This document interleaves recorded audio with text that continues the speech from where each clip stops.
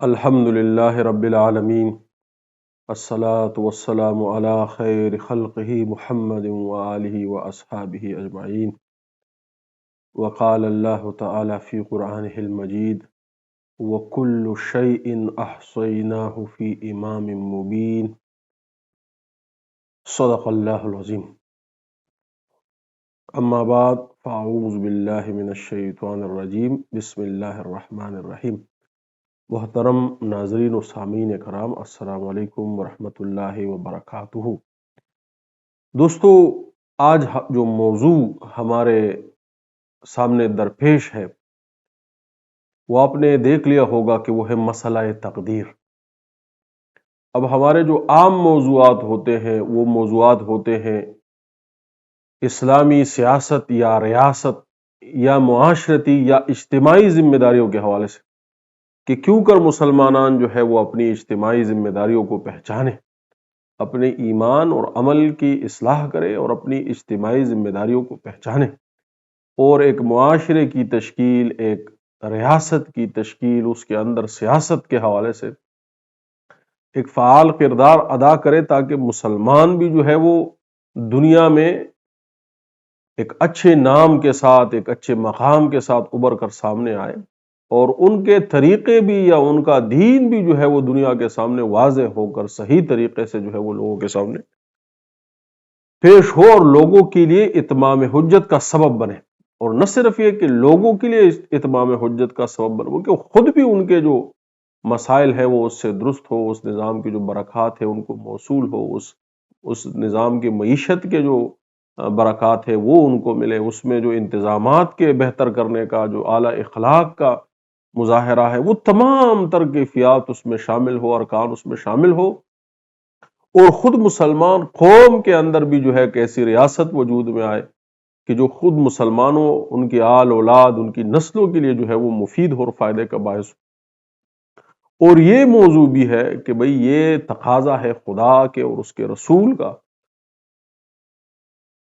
کہ ایمان اور عمل صالح کے بعد وہ اپنے اجتماعی نظام کو درست کرے، وہ سیاست کا نظام ہے، وہ ریاست کا نظام ہے، اس کو جو ہے وہ درست کرے۔ خدا اس کے متعلق سوال کرے گا، ہم اس بابت مکلف ہے، خدا کے سامنے جواب دہ ہے، اور اس کے حوالے سے جو ہے وہ ہماری ذمہ داری ہے۔ مسئلہ تقدیر ہمارے سامنے کیوں آیا ہے؟ دوستو، آپ دیکھتے ہیں کہ ہمارے ہاں یہ جو مسئلہ تقدیر ہے اس کو اس طرح سے بیان کیا جاتا ہے کہ انسان جو ہے وہ اپنے کام میں یا اپنے عمل میں یا اپنے ارادے میں وہ بے بس ہے اور مجبور ہے، لاچار ہے، مجبور محض ہے، اس کا کوئی اختیار جو ہے وہ کسی کام پر حاصل اس کو نہیں، اور تمام تر اختیار جو ہے وہ اللہ رب العزت کے پاس ہے، اور وہ ہر لمحہ، ہر آن، ہر گھڑی، ہر ایک شخص کے متعلق، ہر ایک وقت میں، ہر ایک چیز کے متعلق، اس کے ہر انداز کے متعلق، اس کے ہر نتیجے کے متعلق مکمل طور سے نہ صرف یہ کہ با اختیار ہے، بلکہ اس نے اپنے اختیار سے انسان کو مجبور اور بے بس کر رکھا ہے۔ یعنی انسان جو چاہتا ہے وہ نہیں ہوتا، اور خدا جو کرنا چاہتا ہے، یعنی جب جس طریقے سے جہاں جہاں پر وہ کرنا چاہتا ہے وہ اس کو مکمل طریقے سے اس پر عمل درآمد کرتا ہے، اور انسان کا اس میں کوئی بس اور اختیار جو ہے وہ نہیں ہے۔ یہ اس وقت جو عامت الناس کے اندر جو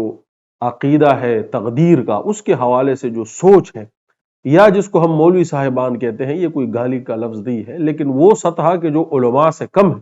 یعنی ایک تو وہ ہے کہ علماء ہے، راسخون فی العلم ہے، یا جو انسٹیٹیوشنل جو ان کے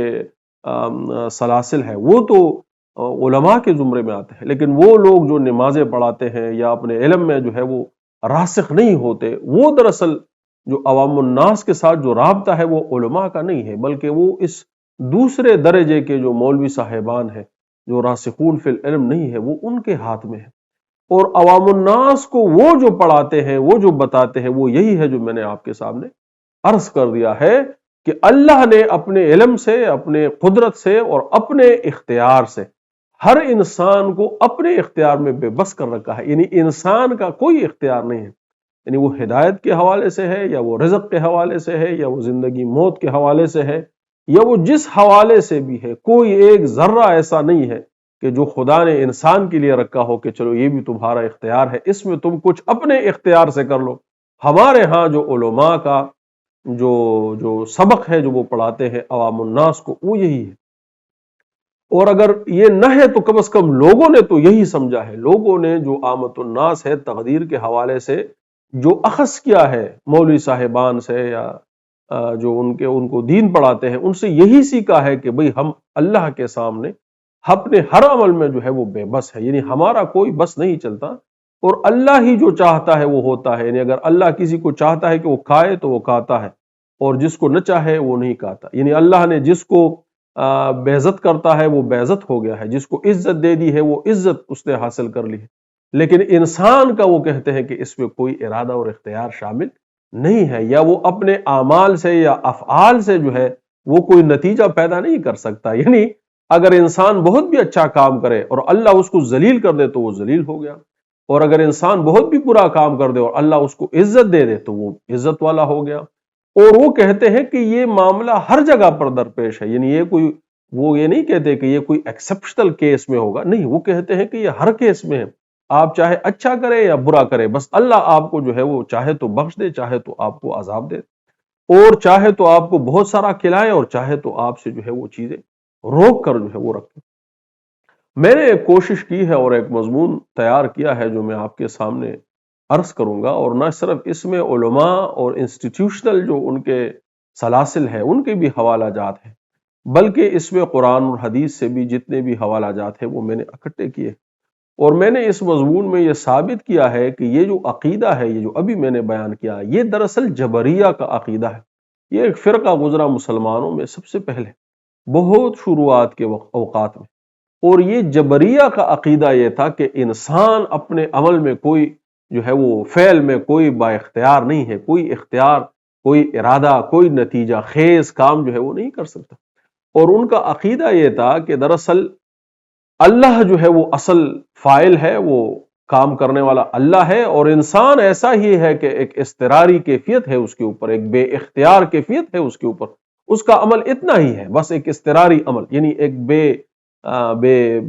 ارادہ عمل ہے، یا جس پر اس کو قدرت حاصل نہیں ہے۔ اس کی مثال ایسی ہے کہ جیسے انسان کو بخار ہو جاتا ہے تو اس کا جسم جو ہے وہ کانپنے لگتا ہے، تو یہ جو کانپنا ہے دراصل فاعل حقیقی پھر کون ہوا؟ یہ بخار ہوا۔ اور یہ جو عمل انسان کا ہے کہ اب وہ کانپ رہا ہے، تو یہ اس کا غیر اختیاری عمل ہے یا اضطراری کیفیت ہے جو اس فاعل حقیقی کی وجہ سے جو ہے وجود میں آیا ہے۔ تو یہ جبریہ کا عقیدہ یہ ہے کہ دراصل فاعل جو اصل ہے وہ اللہ ہے، اور انسان جو افعال انجام دیتا ہے یہ ایک اضطراری کیفیت ہے، یہ ایک لاچاری اور مجبوری کی کیفیات ہے جو اس پر وارد ہوتی ہے، یعنی وہ اپنے ہاتھ تک جو کھانا لے کر گیا ہے یہ ایک اضطراری اور کیفیت ہے، اور اس میں اس کا کوئی ارادہ اور اختیار شامل نہیں ہے۔ اور عقیدہ اہل سنت والجماعت، یہ لفظ میں بہت استعمال کرتا ہوں، شاید کچھ لوگوں کو اس سے غلط فہمی ہو۔ دیکھیے، عقیدہ اہل سنت والجماعت کا مطلب ہے کہ جو ادلہ اربع کو جو ہے وہ تسلیم کرتے ہو، یہ عقیدہ اہل سنت والجماعت ہے، اور فی زمانہ یہی عقیدہ جو ہے وہ درست، اور اس میں تقریباً تمام جو ہے مکاتب فکر اسی اہل سنت والجماعت میں شامل ہوتے ہیں، سوائے اہل تشیع کے۔ اہل تشیع جو ہے وہ اس عقیدے سے باہر ہے، باقی تقریباً تمام امت جو ہے وہ جو بڑے بڑے مشہور ہے وہ سارے اہل سنت والجماعت کے انڈر ہی آتے ہیں، اور اس کی بڑی بڑی جو ہے وہ موٹی تفصیل یہ ہے کہ وہ قرآن کو مانتا ہو، وہ حدیث کو یا سنت کو تسلیم کرتا ہو، اور وہ اس پر امت کے فہم کو بھی درست سمجھتا ہو، یعنی امت نے جو اس سے سمجھا ہے یا صحابہ کرام کی جماعت کے اجماع کو درست سمجھتا ہو۔ تو اس سلسلے کو جو درست سمجھتا ہو وہ کیا ہے؟ وہ اہل سنت والجماعت کے اندر داخل ہے، اور فی زمانہ میں سمجھتا ہوں کہ یہی عقائد درست۔ واپس موضوع، تو اہل سنت والجماعت کے نزدیک یہ جو جبریہ کا عقیدہ ہے یہ باطل ہے، یہ مکمل طور سے باطل ہے، یعنی یہ جو مولوی صاحبان نے عوام الناس کو بتایا، عوام الناس نے جو تقدیر کے متعلق یہ جو عقیدہ اپنے اندر پیدا کیا ہے، یہ جو بات اس سے سمجھی ہے، یہ خود علماء کرام کے نزدیک، اجماع امت کے نزدیک، اہل سنت کے نزدیک یہ عقیدہ جبریہ جو ہے یہ باطل ہے، محض ہے، اس کی کوئی حقیقت نہیں ہے، یہ غلط بات ہے۔ اور اس کی دوسری طرف جو ہے وہ عقیدہ ہے جس کو عقیدہ قدریہ کہا گیا ہے، یعنی جب یہ جہمیہ یا یہ جو جبریہ کا عقیدہ گزرا، پھر لوگ اٹھے اور انہوں نے جو ہے قدریہ کا یعنی قدرت کا جو ہے وہ نظریہ پیش کیا کہ نہیں، انسان اپنے عمل میں مکمل طور سے با اختیار ہے، اور خدا کی ذات کو جو ہے وہ اس کے اندر کوئی یعنی اس طرح ان دا سینس کہ کوئی اختیار اس کو شامل نہیں ہے، یعنی خدا اس کو محض کسی چیز پر یعنی اس کو مائل یا قائل یا اس کو وہ نہیں کرتا، بلکہ وہ مکمل اپنے فیصلے میں جو ہے وہ مکمل با اختیار ہے۔ اور علماء کرام نے اس عقیدے کو بھی جو ہے وہ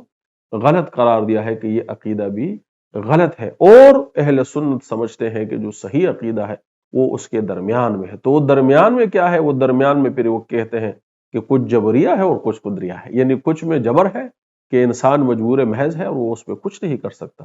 اور کچھ جو ہے وہ قدریہ ہے، یعنی کچھ چیزیں میں اس کو مکمل اختیار ہے اور وہ جو چاہے اس میں کرتا ہے۔ تو اسی کو جو ہے وہ تقدیر معلق اور تقدیر مبرم کہا ہے۔ تو مبرم یہ ہے کہ وہ فیصلہ اللہ نے کر دیا ہے، اب اس میں کسی کا اختیار حاصل نہیں ہے، آپ کچھ بھی کر لیں، سر پوڑ لیں، دعا کرے، دعا کرے، کوئی چیز جو ہے اب اثر پذیر نہیں ہے، مؤثر نہیں ہے، بلکہ اللہ نے جو فیصلہ کر دیا ہے تو اب وہ فیصلہ ہو گیا ہے، اور اب اس کے اندر انسان کو کوئی اختیار قطعا حاصل نہیں ہے اور اس میں کوئی تبدیلی نہیں ہو سکتی۔ اور اگر دیکھا جائے تو یہ جبریہ کا عقیدہ تھا۔ لیکن دوسرا پھر ہمارے علماء کہتے ہیں کہ کچھ امور ایسے ہیں کہ جن میں انسان کو اللہ نے مکمل اختیار دیا ہے، اور یا کم از کم اس میں تبدیلی کا اختیار انسان کے پاس ہے کہ وہ اپنے عمل سے، اپنے محنت سے، دوا سے یا دعا سے، یعنی کسی روحانی سبب سے یا کسی دنیاوی میٹیریل یا مادے کے سبب سے کوشش کر کے، تدبیر اختیار کر کے اس کے اندر تبدیلی کی جا سکتی ہے۔ اس کو تقدیر معلق جو ہے وہ کہا گیا ہے۔ اور اس پر مودودی صاحب نے جو ہے ان کی جو خیر و قدر کی کتاب ہے، میرے خیال میں یہی نام ہے، اس میں انہوں نے جو ہے ایک بڑا اچھا جملہ لکھا ہے۔ انہوں نے کہا ہے کہ ہمارا اس وقت جو علماء کا عقیدہ ہے وہ علمی حکمت پر مبنی نہیں ہے، بلکہ حکمت عملی پر مبنی ہے۔ یعنی یہ جو عقیدہ میں نے آپ کے سامنے بیان کیا اہل سنت کا، جو فی زمانہ ہے کہ تقدیر مبرم ہے اور ایک تقدیر معلق ہے، یعنی ایک وہ چیز ہے کہ جس میں کوئی اختیار انسان کو شامل نہیں، تو یہ جبریہ کا عقیدہ ہو گیا۔ اور یہ دوسرا جو ہے اس میں پھر انہوں نے تھوڑی گنجائش کی کہ نہیں، اختیار اس میں بھی اللہ کا ہے، لیکن انسان چاہے تو اپنی محنت سے، لگن سے، توجہ سے، کوشش سے، دعا سے، کسی روحانی یا دنیاوی سبب کے اختیار کرنے سے اس کو جو ہے وہ تبدیل کیا جا سکتا ہے، جب اس میں گنجائش موجود ہے۔ تو مودودی صاحب نے اس پر لکھا کہ یہ جو عقیدہ ہے تو یہ علمی حکمت سے زیادہ حکمت عملی پر جو ہے وہ مبنی ہے، کیونکہ ہم اس کا کوئی حل نہیں نکال سکے ہیں، لہٰذا ہم نے دونوں کو کسی نہ کسی حد تک، دونوں نظریات کو اس وقت تسلیم کیا ہے کہ ایک جبریہ کا عقیدہ جو ہے، اور کیونکہ جبریہ تو ایسے لوگ نہیں تھے نا کہ کوئی آدمی جو ہے وہ کام سے صبح گھر آیا شام کو اور اس نے کہا کہ چلو ایسی بات تو نہیں ہے، وہ بڑے بڑے علماء تھے اس دور کے، اور انہوں نے وہ قرآن اور حدیث کے ماہر تھے، اور انہوں نے یہ عقیدہ جو ہے وہ نکالا، تو ظاہر ہے کہ قرآن سے ان کے پاس استدلال اس پر موجود تھا۔ اور جو قدریہ ہے وہ بھی ایسے لوگ تھے کہ جنہوں نے قرآن ہی سے، وہ بھی بڑے بڑے علماء تھے، اور اس نظریات کے خلاف یا اس کے مخالف یا مقابل جو ہے قدریہ کے نظریات پیش کیے۔ تو ہمارے سم ہاؤ یا کسی حد تک یا کسی درجے تک ہمارا جو اہل سنت کا اس وقت عقیدہ ہے وہ ان دونوں پر مبنی ہے کہ کچھ تو اس میں سے قدریہ کا اختیار کیا ہے اور کچھ اس میں سے جبریہ کا اختیار کیا گیا ہے۔ اور میں چونکہ اہل سنت و جماعت کے عقائد کو درست سمجھتا ہوں، اس لیے میں اس کو یہ نہیں کہتا کہ یہ عقائد جو ہے غلط ہے، لیکن میں یہ ضرور کہتا ہوں کہ اس عقیدے کی جو تشریح اور ترجمانی عوامی سطح پر کی جاتی ہے وہ غلط ہے، اور اس سے عوام الناس کے اندر جو ہے یہ تاثر ابھرتا ہے کہ وہ مجبور محض ہے، اور اللہ جو ہے ہر طریقے سے اپنے علم سے بھی، اپنے اختیار سے بھی، اپنے حکم سے بھی، امر سے بھی انسانوں کو مجبور محض کر دیا ہے، اور وہ انسان اب کوئی اختیار نہیں رکھتے، اور وہی ہے کہ جو اللہ نے مقرر کر دیا ہے، اب اس میں انسان چاہے کچھ کرے یا نہ کرے، اب اس میں اس کا کوئی اختیار موجود نہیں ہے۔ اور دوسری طرف وہ دیکھتے ہیں کہ وہ مشاہدے کے خلاف بھی ہے، یعنی جو لوگ کام کرتے ہیں وہ کماتے بھی ہے، اللہ ان کو دیتا ہے، کھاتے بھی ہے، خواہ وہ ہندو ہو کہ مسلمان ہو کہ انگریز ہو، اور جو لوگ نہیں کام کرتے، جو کام چوری کرتے ہیں، وہ ہم دیکھتے ہیں کہ وہ ان کے پاس وسائل اور اسباب کی کمی ہوتی ہے، خواہ وہ مسلمان ہو، ہندو ہو کہ انگریز ہو۔ تو یہ مشاہدے کے بھی خلاف ہے۔ تو یہ جو ترجمانی اس عقیدے کی عوامی سطح پر ہوتی ہے، میں سمجھتا ہوں کہ یہ درست نہیں ہے، اور یہ تب درست ہو سکتے ہیں کہ جب اس عقیدے کی صحیح طریقے سے تشریح کی جائے اور سادہ اور آسان مثالوں سے جو ہے وہ اس کو سمجھایا جائے، تاکہ لوگ جو ہے وہ اس عقیدے کے متعلق اطمینان حاصل کریں، اور اس میں ہونے والا جو انسانی اختیار ہے اس کے متعلق وہ متحرک ہو، اپنی کوششوں کا اس کو مرکز بنائے، اور اس حوالے سے جو نتائج پیدا ہوتے ہیں اس کے لیے جو ہے وہ کوششیں کی جائیں۔ مضمون اس طرح سے میں نے شروع کیا ہے کہ فار ایگزامپل ہمارا عقیدہ ہے کہ اللہ رزق دینے والا ہے۔ یہ بڑا اہم سوال ہے، اس کو بڑے توجہ سے آپ سنیں۔ ہم کہتے ہیں، ہمارا عقیدہ ہے کہ اللہ جو ہے وہ رازق ہے، وہ رزق دینے والا ہے۔ اب بے شک اللہ جو ہے وہ رزق دینے والا ہے، تو آگے پھر کہتے ہیں کہ اللہ نے انسان کے لیے ایک مخصوص رزق جو ہے یہ مقرر کر دیا ہے، یعنی ہر شخص کے لیے، خواہ وہ انسان ہے، جانور ہے، جو بھی ہے، اس کے لیے ایک مخصوص رزق جو ہے وہ مقرر ہے، لکھ دیا گیا ہے، پہلے سے لکھ دیا گیا ہے۔ تو اب اگر ہم اس بات کو تسلیم کر لیں کہ انسان کے جو رزق ہے اور ایک ایک دانہ ہے وہ انسان کے لیے لکھ دیا گیا ہے، وہ اس میں کوئی کمی بیشی نہیں کر سکتا، وہ اتنا ہی کنزیوم کرتا ہے جتنا پہلے سے اللہ نے لکھ دیا ہے، اور اس کو اس میں کوئی اختیار نہیں ہے، تو انسان جو ہے وہ ایک بے بس اور مجبور اور لاچار مخلوق جو ہے وہ ثابت ہوتی ہے، جس طرح جبریہ کا عقیدہ ہے۔ تو ہم ایک طرف کہتے ہیں کہ جبریہ کا عقیدہ باطل ہے، دوسری طرف ہم خود اگر اس بات کو ہم تسلیم کر لیں کہ ہر ایک چیز اللہ نے، ایک ایک چیز جو ہم کھاتے ہیں پیتے ہیں اس پہ ہمارا کوئی اختیار نہیں ہے، یہ پہلے سے جو ہے وہ مقرر ہے، اللہ نے اس پر ہمیں مجبور کیا ہے کہ جو ہم کھاتے ہیں وہ ہم کھائیں گے، ہم کچھ بھی کر لیں ہم اس سے جو ہے وہ انحراف نہیں کر سکتے۔ اگر یہ ہم عقیدہ تسلیم کر لیں تو پھر ظاہر ہوتا ہے، ثابت ہوتا ہے کہ انسان اپنے کھانے پینے میں مجبور محض ہے، یعنی اس کو اتنا اختیار حاصل نہیں ہے کہ یہ چیز جو پڑی ہے آیا میں اس کو کھا لوں یا میں اس کو چھوڑ دوں۔ تو جس انسان کو اتنا اختیار حاصل نہیں ہے، اس کو باقی کس چیز کا اختیار جو ہے وہ حاصل ہوگا؟ اس کو ہدایت اور گمراہی کا کیا اختیار حاصل ہوگا، اور اس کو کسی کوشش اور جدوجہد کا کیا اختیار حاصل ہوگا، یا اس کی کوشش اور جدوجہد کے کیا بلا نتائج جو ہے وہ مرتب ہوتے ہوں گے۔ اور اگر ہم کہتے کہ ہاں نہیں مجبور ہے، بالکل انسان اس بات میں مجبور ہے، تو اگر مجبور ہے تو پھر مکلف نہیں ہے، یعنی اگر انسان مجبور ہے، مجبور محض ہے، تو پھر وہ مکلف نہیں۔ مکلف کا مطلب یہ ہے کہ وہ رسپانسیبل نہیں ہے اس کے لیے، اور اگر رسپانسیبل نہیں ہے تو اکاؤنٹیبل نہیں ہے، یعنی اگر اس کی رسپانسبلٹی مجھ پر نہیں آتی، میں مکلف نہیں ہوں ایک چیز کا، تو پھر میں اس کے لیے رسپانسیبل نہیں ہوں، اور اگر رسپانسیبل نہیں ہوں تو پھر عند اللہ میں اکاؤنٹیبل نہیں ٹھہرایا جا سکتا۔ یعنی اگر آپ مجھے کہتے ہیں کہ خدا نخواستہ، یہ تو میں سمجھانے کے لیے کہہ رہا ہوں، اگر ہم کہتے ہیں کہ ایک شخص کو ہم کہتے ہیں کہ یار جو شراب نوشی ہے یہ تم مت کرو، اور ہم کہتے ہیں کہ اگر وہ کہے کہ نہیں میں اس پر مجبور محض ہوں، میں تو مجبور ہوں کہ میں یہ شراب جو ہے وہ پیتا ہوں، اور یہ تو خدا نخواستہ نعوذ باللہ یہ اللہ نے مقرر کیا ہے، تو اگر یہ شخص مجبور محض ہے شراب کے پینے سے، تو پھر جو ہے یہ مکلف نہیں ہے، یعنی ہم اس کو کس بات پر جو ہے وہ رسپانسیبل یا اکاؤنٹیبل جو ہے وہ ٹھہرا سکتے ہیں؟ اور اگر ہم کہیں کہ نہیں نہیں نہیں یہ تو ایسا نہیں ہے، یہ اللہ نے اس کے لیے مقرر نہیں کیا، بلکہ یہ تو اپنے اختیار سے کھاتا پیتا ہے، جو ظاہر ہے کہ مذہب تو یہی ہے کہ اگر وہ خدا نخواستہ کوئی حرام چیز کھاتا ہے یا کوئی پرہیزی چیز، مثال کے طور پر شوگر ہوا، مجھ سے کہتے چینی مت پیو، تو اگر وہ مجبور محض ہے تو چینی کیسے جو ہے وہ استعمال نہ کرے، یا میٹھا کیسے استعمال نہ کرے، اگر وہ مجبور محض ہے اور اس کو کوئی اختیار اس کے کرنے میں حاصل نہیں ہے۔ لیکن اگر ہم کہیں کہ نہیں یہ مجبور محض نہیں ہے، بلکہ اس کو اس کام کے اندر جو ہے وہ اختیار حاصل ہے، کہ اگر وہ چاہے تو اس کو اختیار کیے رکھے، اور اگر وہ چاہے تو اپنے ارادے سے، اپنے قلبی جو ہے وہ قوت سے، اپنے عمل سے جو ہے وہ اس کو ترک کر دے، شراب ترک کر دے، جو حرام چیز وہ کھاتا ہے اس کو ترک کر دے، یا جو چیز اس کے لیے ڈاکٹر نے کہا ہے کہ اس سے تمہیں پرہیز کر، وہ چاہے تو اس کا اختیار ہے، اس کو ترک کر دے۔ تو اب اگر ہم یہ بات کریں کہ بات یہ ہے کہ اس کو اختیار اس میں حاصل ہے، یعنی یہ جو چیز اس نے کھائی یہ اس نے اپنے عمل، اپنے ارادے اور اپنے قوت سے جو ہے اس نے کھائی ہے، بے شک قوت اس کو اللہ نے دی ہے، ارادہ اس کے خدا کے خالق حقیقی وہی ہے، اس پہ تفصیلی بات ہم بعد میں کریں گے۔ لیکن اگر وہ چیز اس نے اپنے ارادے سے جو ہے وہ چھوڑ دی ہے یا کھا لی ہے، تو اگر ہم یہ کہیں کہ انسان جو ہے یہ قدریہ کا عقیدہ ہے، پھر ہمیں اس پر خدا کا اختیار اور دسترس واضح کرنے کی ضرورت پڑے گی۔ یعنی اگر ہم یہ تسلیم کر لیں کہ انسان جو ہے وہ اپنے عمل میں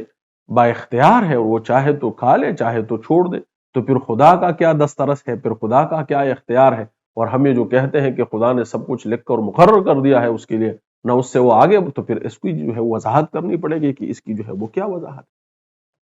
اور یہ صرف ایک موضوع ہے کہ جو میں نے آپ کے سامنے بتایا، یعنی کہ رزق کا، کہ وہ کاتا ہے، لیکن اس کے علاوہ اور بھی بہت ساری چیزیں ہیں۔ فار ایگزامپل، کیا اللہ نے کفر اور ہدایت کے فیصلے کر رکھے ہیں؟ یعنی کیا اللہ نے یہ بات مقرر کر دی ہے، پہلے سے لکھ دی ہے کہ یہ فلاں فلاں فلاں لوگ جو ہے یہ جہنمی ہے، یہ جہنم میں جائیں گے، خواہ یہ کچھ بھی کر لے، یہ جتنی بھی کوششیں کر لے، یہ بہرحال یہ جہنمی ہی ہوگا اور یہ جہنم میں جائے گا؟ اور یا یہ ہم کہیں کہ نہیں، ایک شخص جتنا بھی زناکار ہو، بدکار ہو، رشوت خور ہو، جو بھی ہو، جس کافر ہی کیوں نہ ہو، لیکن ہم یہ عقیدہ ہے کہ نہیں، خدا نے پہلے سے مقرر کر دیا ہے کہ یہ آدمی جو ہے جنت میں جانے والا ہے یا ہدایت پانے والا ہے، تو کیا یہ ایسا ہی ہے؟ تو یہ بھی اوپر جیسے ہم نے رزق کی بات کی، وہ اگر مجبور ہے تو پھر اس کا مکلف نہیں ہے، وہ پھر بالکل مکلف نہیں ہے اس پہ، اور اس کو آپ ریسپانسبل اور اکاؤنٹیبل نہیں ٹھہرا، کیونکہ وہ مجبور ہے۔ اور اگر وہ مجبور نہیں ہے، اس کا ارادہ اور اختیار ہے، تو پھر علماء کو جو ہے وہ اپنے اس عقیدے کی یا اس جو اصول کی جو ہے وہ وضاحت کرنی پڑے گی کہ پھر اللہ کا دسترس اور اختیار جو ہے وہ کہاں تک جو ہے وہ اس میں شامل حال ہے۔ الغرض ایسے بہت سارے سوالات ہیں۔ مثال کے طور پر، کیا انسان نے جو ہے اللہ نے انسان کی عمر مقرر کر دی ہے، نہ اس سے زیادہ ہے نہ کم ہے؟ کیا اللہ نے غریب اور مالدار ہونا مقرر کر دیا ہے، یعنی جس کو چاہے غریب رکھے جس کو مالدار، یا ہر ایک کا ایک نصیب اور قسمت مقرر ہے؟ اور اللہ جسے چاہے تو اس کو ذلت دیتا ہے اور جسے چاہے اس کو عزت دیتا ہے، یا اللہ جسے چاہے تو معاف کر دے اور جسے کو چاہے جو ہے وہ پکڑ لے اور اس کو عذاب دے دے؟ تو یہ سوالات ہمارے اس مضمون کا جو ہے وہ حصہ ہے، اور ہم کوشش کریں گے کہ یہ جو اہل سنت کا عقیدہ ہے اس وقت فی زمانہ، اس کے حوالے سے اس کی تفاصیل کو ایسے آسان اور سادہ الفاظ میں اور مثالوں کے ساتھ واضح کیا جائے، تاکہ عامت الناس اس کو نہ صرف یہ کہ سمجھے، بلکہ اس کے متعلق جو ان کے دل میں شکوک و شبہات ہے وہ دور ہو، اور اس سے ہونے والے جو غلط عقائدوں کے یا غلط انٹرسپشن یا جو ٹرانسلیشن ہے اس کی، یا جو اس کو انٹرپریٹیشن ہے اس کی، یعنی جو اس کی ترجمانی غلط ہوتی ہے، اس کے حوالے سے جو ان کے ذہن میں اشکالات ہیں وہ بھی دور ہو، اور نہ صرف یہ کہ ایمان پر ان کا دل مطمئن ہو اور اس ہدایت پر ان کا دل مطمئن ہو، بلکہ یہ بھی کہ اس کے نتیجے میں جو نقصانات ہیں وہ بھی ختم ہو، اور اس کے صحیح کرنے سے جو فوائد حاصل ہوں گے وہ بھی حاصل ہو جائے۔ تو سوال وہی ہے کہ کیا اللہ جو اوپر میں نے بات کی، کیا اللہ ان امور میں اپنا اختیار استعمال فرماتا ہے اور انسان جو ہے وہ مجبور اور بے بس ہے، جیسے کہ جبریہ کا عقیدہ ہے، یا یہ کہ انسان اس میں مکمل اپنے ارادے، اپنے اختیار، اپنے کوشش سے جو ہے وہ اس میں با اختیار ہے، اور اس کی کوشش سے نتائج بارور ہوتے ہیں، اور خدا اس سے خدا نخواستہ غیر متعلقہ ہے، جیسے کہ قدریہ کا عقیدہ ہے، یا یہ کہ یہ مسئلہ جو ہے وہ درمیانی ہے، وہ ان دونوں کے درمیان میں کوئی مسئلہ ہے، جیسے کہ اہل سنت والجماعت کا فی زمانہ عقیدہ ہے۔ وہ سمجھتے ہیں کہ کچھ بات وہ صحیح ہے، کچھ بات اس میں سے جو ہے وہ یہ درست ہے۔ ان امور کے علاوہ ایک اور چیز ہے جس کے متعلق علماء کرام بات کرتے ہیں، اور یہ ہے کہ وہ اللہ کے علم میں ہے، یعنی وہ کہتے ہیں کہ اللہ کے جو انسان ہے اس کو کسی چیز نے بے اختیار تو نہیں کر دیا، لیکن یہ اللہ کے علم میں ہے، اللہ کو ازل سے یہ علم ہے کہ فلاں آدمی جو ہے وہ یہ کام کرے گا اور فلاں آدمی جو ہے وہ یہ کام کرے گا۔ تو بے اختیار تو انسان کو پیدا نہیں کیا، انسان کو اختیار دیا ہے، لیکن یہ علم میں ہے اللہ کے کہ وہ ایسا وہ فلاں آدمی جو ہے وہ ایسا کرے گا، فلاں آدمی معذب ہوگا، یہ فلاں آدمی جو ہے وہ اس کی مغفرت ہوگی، یہ مالدار ہوگا، یہ غریب ہوگا۔ تو پھر سوال وہی آ جاتا ہے کہ اگر اللہ کے علم میں ہے تو کیا اللہ نے اپنے علم سے انسان کو بے اختیار اور بے بس کر دیا ہے؟ کیونکہ اگر وہ علم ازلی ہے، اور یہی سوال لوگوں کے ذہن میں ہوتا ہے، خاص کر جو پڑھے لکھ کے نئے لوگ ہوتے ہیں، کے ذہن میں یہی سوال ہے، اور علماء اس کی بالکل میں حقیقت بتاؤں کہ علماء اکرام جو نچلی سطح پر ہے وہ اس کے جوابات نہیں دے سکتے، بلکہ اچھے اسکالر جو ہے وہ اس کے جوابات نہیں دیتے کہ اگر اللہ کو علم ازلی ہے اس کا، اور اس کا علم جو ہے وہ لاگو ہے، تو کیا اس نے اپنے علم سے اس انسان کا احاطہ کیا ہوا ہے، اور اب انسان کا جو عمل ہے وہ مجبور ہے کہ وہ وہی نتیجہ پروڈیوس کرے، کیونکہ نتیجہ پھر وہی پروڈیوس ہوگا جو اللہ کے علم میں، یعنی میں جتنی بھی کوششیں کر لوں اس سے کوئی اور نتیجہ پیدا نہیں ہو سکتا، نتیجہ وہی پیدا ہوگا جو اللہ نے اس انسان کے متعلق جو ہے وہ پہلے سے ازل سے لکھ دیا ہے۔ اور اس سے پھر یہ ثابت ہوگا کہ انسان جو ہے یہ مجبور محض ہے، کیونکہ اللہ نے اس کے جو اینڈ ریزلٹس ہیں اس کو پہلے سے لکھ دیا ہے، اور انسان اپنی کوششوں سے، اپنے ارادے اور اپنے عمل سے، نیکی سے یا بدی سے، اس میں کوئی تبدیلی نہیں کر سکتا. یہ اللہ نے جو ہے وہ فکس کر دیا ہے. اور یا یہ ہے کہ نہیں، انسان جو ہے وہ اپنے عمل سے نتائج جو ہے وہ پروڈیوس کر سکتا ہے. یعنی اگر وہ کوئی کھیتی کرے، گندم اگائے تو گندم اگ جاتی ہے، اور اگر وہ نہ اگائے تو وہ نہیں اگتی. تو اگر وہ نتائج پروڈیوس کر سکتا ہے، یعنی اگر وہ نیکی کرے تو اللہ کے قرب میں داخل ہوتا ہے، اگر بدی کرے تو اللہ کے قرب سے جو ہے وہ نکلتا جاتا ہے. اور محنت مزدوری کرے تو اللہ اس کو رزق دیتا ہے، وہ بچوں کے لیے کھانا لے کر آتا ہے. اگر کام چوری کرے تو خالی ہاتھ جو ہے وہ اپنے گھر واپس لوٹتا ہے.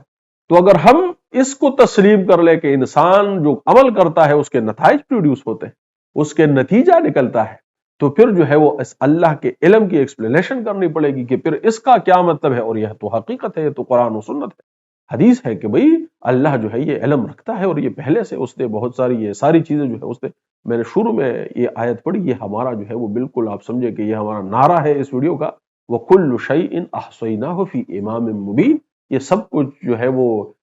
اس کھلی کتاب میں جو ہے یہ ساری چیزیں اللہ کہتا ہے یہ لکھی ہوئی ہے. تو پھر اس کی ایکسپلینیشن کرنی پڑے گی کہ پھر اللہ نے لکھا کیا ہے، کہ اگر میری کوششیں بارآور ہے اور وہ نتیجہ خیز ہے اور اس سے نتائج پروڈیوس ہوتے ہیں، تو پھر اللہ نے جو ہے وہ کیا چیز لکھی ہے. تو اس ویڈیو میں جو ہے وہ ہم اس حوالے سے انشاءاللہ العزیز تفصیلی بحث کریں گے، اور اس مضمون کو جو ہے وہ ثابت کرنے کی کوشش کریں گے، اشکالات دور کرنے کی کوشش کریں گے. میرے ساتھ رہیے گا.